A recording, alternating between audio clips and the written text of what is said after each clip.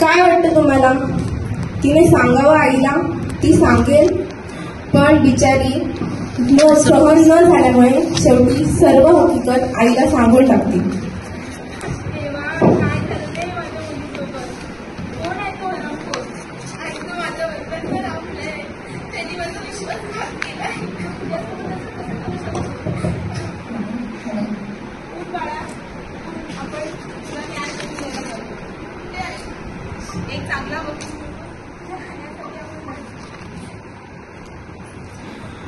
आणि ऋतूच्या आयुष्यात एक आशेची किरण म्हणून येतात ॲडव्होकेट मीरा. आणि ॲडव्होकेट मीरा यांना सगळी हकीकत समजल्यानंतर त्या असा निश्चय करतात की मी ऋतूला काही करून न्याय मिळाला पाहिजे. तर पाहूया आपण ऋतूला न्याय मिळेल